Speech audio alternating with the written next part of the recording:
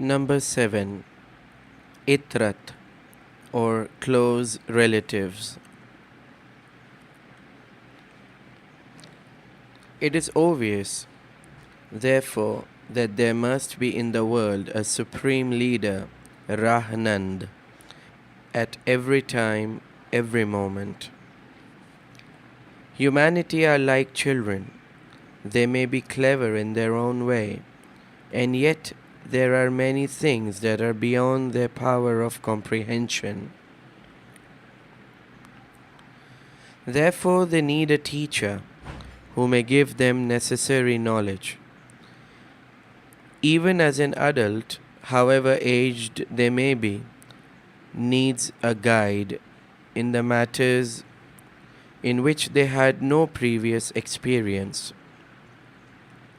Thus, there is a great need for a guide to help the people at every time or moment. If God wishes to lead all who are continuously being born to the knowledge of His light, and He Himself revealed that He does wish this, God leads to His light those whom He wants to lead. Times differ one from the other. Every period of time has its own destinies and history.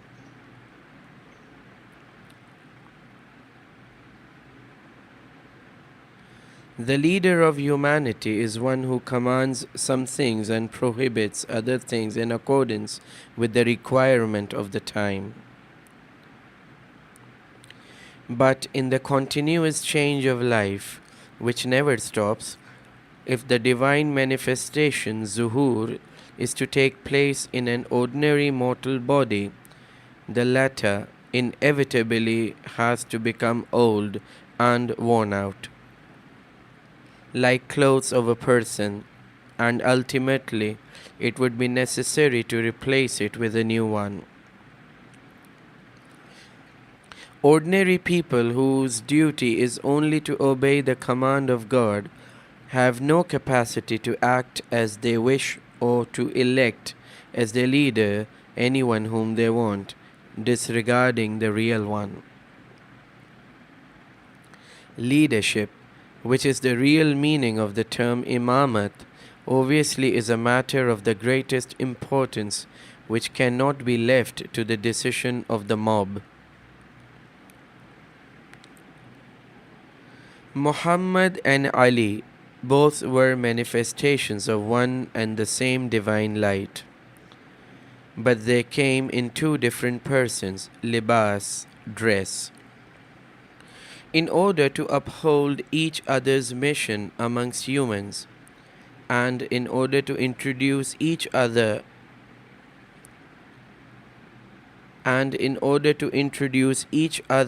to other people.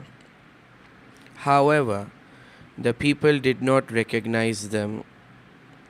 Salman Farsi said in Persian, on the day when Abu Bakr was in appearance Zahir elected Caliph, Kardid na kardid, i.e., you have done this and yet you have not done it. He meant that they had appointed a lieutenant to the Prophet, and yet in reality nothing had been done. But this is a long story, O God.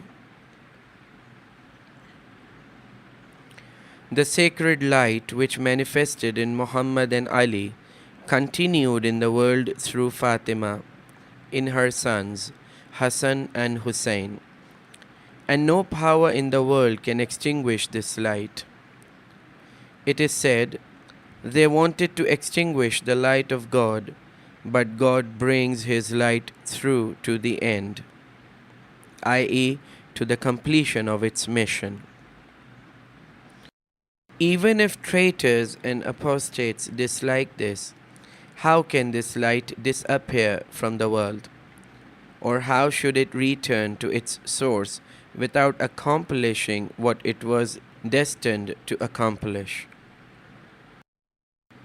Therefore, those people who are born later, what have they to do? and whom have they to follow, so as not to astray from the right path? And even if they do not recognize it and want only to go on a wrong path, God nevertheless has to send a guide, Hujjat, who should be always with them. Brother, the word of the truth is one, and the road to the truth is one. The Prophet said at the time of his demise, "This book, the Quran, and this my posterity, Itrat, should never be separated till the day of resurrection." Do not imagine, however, that all members of the Hashmite tribe, or even all descendants of the Prophet, the Sayyids, are the Itrat, the close relations. In truth, many Sayyids have become Sunnites. What have they to do with the Imamat and the leadership on the right path? Imamat is the matter of a different nature. When Abraham received his title of the friend of God, Khalilullah, he was told, "We have appointed you the Imam of the people." He asked, "Should the office remain also with my posterity?" The reply was, "My covenant with regard to the Imamat will not fall into the hands of the wicked. All people who claim to be your close associates cannot be appointed Imams, for many of them have no real piety." Therefore, the meaning of the Itrat, or the rightful successors, belongs only to the legitimately appointed successor, Awsiya. It is they who can show the right path and who rightfully from father to son have inherited their rank of leader. As you can see every day, the crowd flocks after some individual for no other purpose than to show its hostility to us. It is the devil who mixes with the crowd, which is as stupid as a calf, cheats them and destroys their faith one after another. Verily, if everyone could be treated as a lieutenant Wasi of the Prophet, if everyone could be treated as a lieutenant Wasi of the Prophet and a member of the Itrat, then why was it that at the time of the Imams, when there were also many other Sayyids, the latter were not regarded by the faithful as their leaders? It is Shaitan who sometimes disguises himself as a pious person, who strictly follows the prescriptions of Shariat, devoting much time to prayer, fast, etc. But in spite of this, he sees that there are many faithful who nevertheless follow the rightful successors of the Prophet, Awsiya, as is their right, and as it was appointed by God. His devils, innate envy and constitutional hatred towards them prevents him from coming in their guise. But in spite of this, he sees that there are many faithful who nevertheless follow the rightful successor of the Prophet, Awsiya, as in their right, and as it towards them prevents him from coming in their guise and to cheat and mislead people, directing them to hell. See how many people are seduced from the covenant of the Prophet by Shaitan, who appears to them in so many disguises, helped by his associates. See how he nets the unfortunate dupes in his snare, making them all perish and go to hell. O God, these words about the Itrat were the last words that the Prophet has uttered before he died. And then the people who were entirely absorbed in the matters of this world and who might be expected to be its real masters, could do nothing better than to mislead a number of fools. Even now you can see how these wolves in lamb's skin treat the unfortunate and stupid sheep. The people are like a flock of sheep, and the shepherd is to show their way.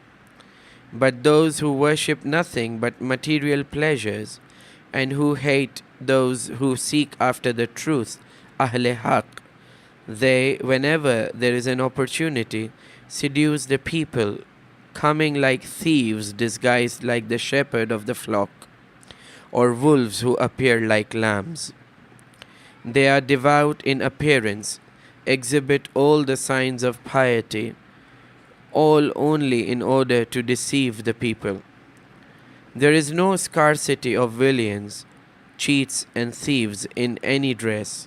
They steal the faith in such dexterous way that you do not even notice it, and you follow them with all confidence. If the unfortunate bird could distinguish between the ordinary seed and that which forms the snare, why should it come into the net, and even led other birds after itself? Those who flock into the snare, seeing there one of their species. Brother, do not stray from the right path at every slight provocation. If you cannot see properly where is the road and where is the pit, you will surely fall into the pit. Do not take your hand off your guide until the herd has reached the tank of Kawthar to quench its thirst. Only then can you see how many in the herd have followed the shepherd and quenched their thirst at last, and how many followed the thief pretending to be the shepherd and perished, never reaching the water. Do you really think that these people have anything true in their position? They pretend to know the right path by uttering the formula of 4 words in Arabic, by the mere movement of their tongues. All this is a lie. They are mere tricksters, showing you something that does not really exist. But when you watch them, you cannot get away from the impression that what you see really is so. If you had their implements and knew their art, you would realize that there is nothing in it. But as you do not know this, you believe that they possess some special ability which other people have not, and that what they say is true. My friend, listen to what the real leader, Rahnama, says, and never disobey his orders. Do not permit the tricksters and thieves to fool you. They are nothing but thieves. The commander of the faithful said, not everyone who has courage, qalb, is acute. You cannot tell a thief from their appearance. They have the same head, eyes, ears, etc. as other people have, and you have yourselves. Then are you not thieves? It is said, not every daring person is reasonable, just as not everyone who has good sight can see the mysteries of religious knowledge, nor everyone who hears well can hear the truth of ma'rifat. I may tell you even more. These wicked people are even below the level of the ordinary person. It is said in the Quran, they have hearts with which they do not feel anything. They have eyes which do not see, and ears which do not hear. They are like beasts, nay, more miserable and stupid than beasts. Surah 7, verse 178. Why then should you follow them who are like beasts or imbeciles? And why should you not follow perfect man, I, Insan-e Kamil? I cannot understand the people who did not follow the Prophet, and do not obey his lieutenant. They follow only their bestial impulses and think that the divine orders are only those which they know. All that they cannot understand, they entirely reject. They represent the divine will as if it own, falsifying a hadith or tradition, naqal, attributing their own falsehoods to imams. What enormous mischief have these people really done? They neglect the indications, hujjat, given by God, inventing a profusion of proof themselves. It is related that our Lord Hazrat Mawla said, "Did God command these people to introduce so many differences into religion? And have they obeyed His command? Or did God command them to avoid these differences and discord? And have they disobeyed Him? Or did God reveal the religion, deen, incomplete so that the people may perfect it? Or are they companions of God who may introduce whatever they like, and God should consent to this? And what they say should also be regarded as a command of God? Or is it that though God did not reveal the religion incomplete but quite perfect, the Prophet did not convey it properly to the people and did not bring to them complete what God ordered? Brother, verily the hand of Shaitan is strong, and how difficult he makes the life of people.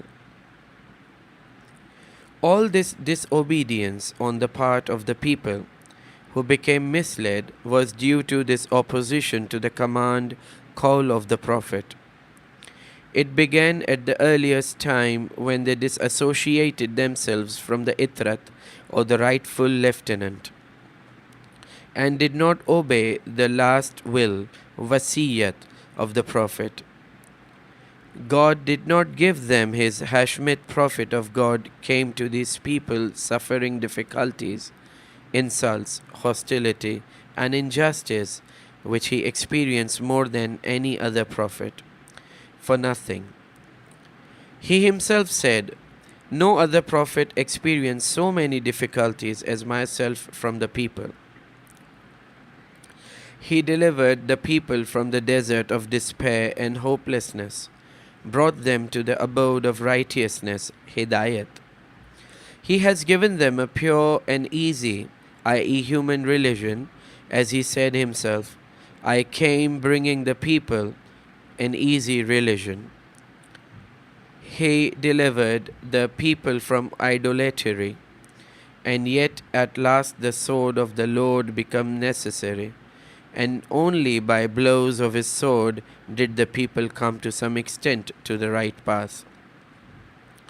And what was at last the reward of the Prophet? The people made him suffer continuously so long as he lived, and after his death they treated his descendants and legitimate lieutenants awsiya in the way which everyone knows.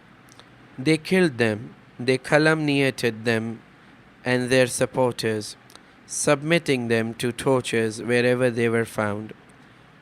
In spite of this, they thought that they worshipped God only because they heard the name of the Quran.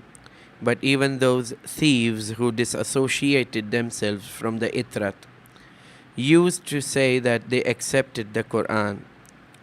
O you impudent liars, if you accept the Quran of the Prophet, who said that this Quran cannot be divorced from his Itrat, which you reject, then how do you accept the Quran? And if you really accept it, why do you not follow his legitimate lieutenants? Or do you follow someone whom you do not know yourselves? Realize that all these false ideas already existed at the time of Abu Bakr, when it was believed that there would be caliphs from amongst them, one after another, to the last day. Khilafat started by them, which would be expected to continue uninterrupted to the day of resurrection, came at once to the end, as is known.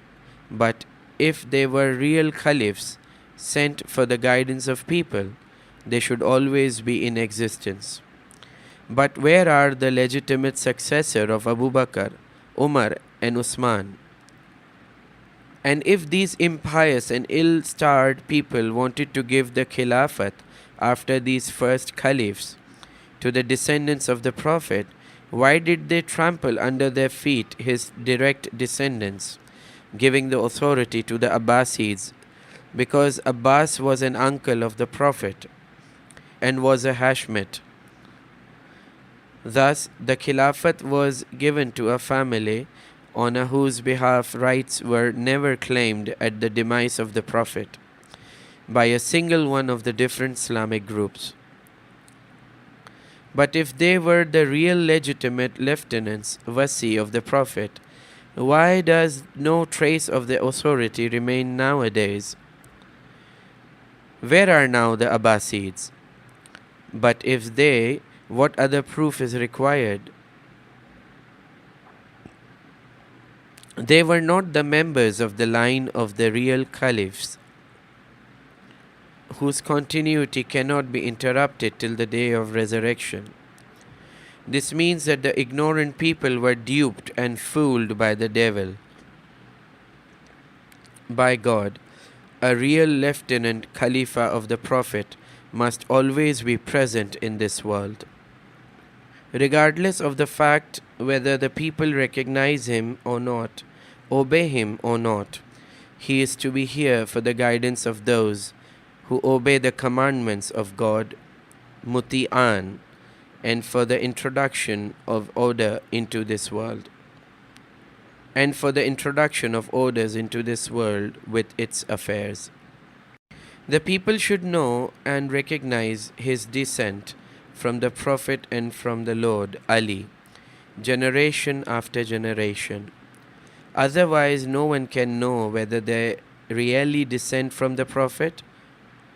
Probably nowadays there are many descendants of Uqail or Abbas who are known as the descendants of Apostle of God.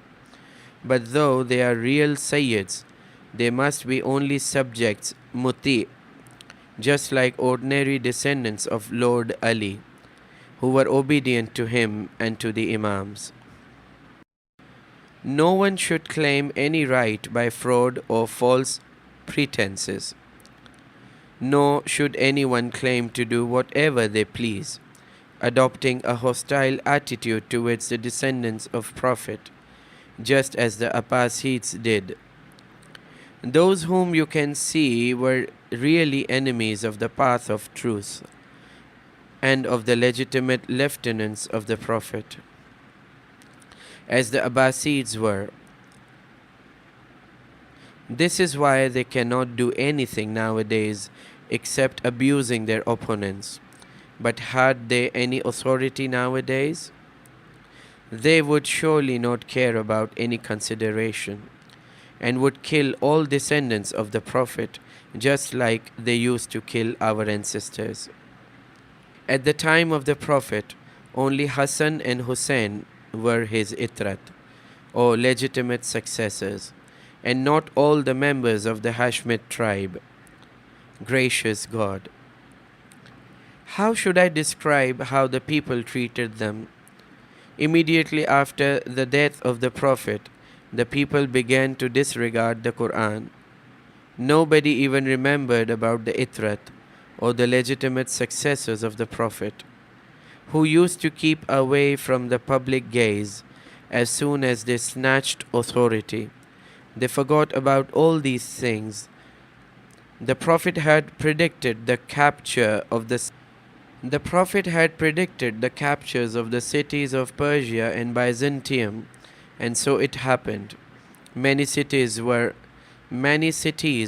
occupied till the time of Usman, when the people began to think about the Itrat.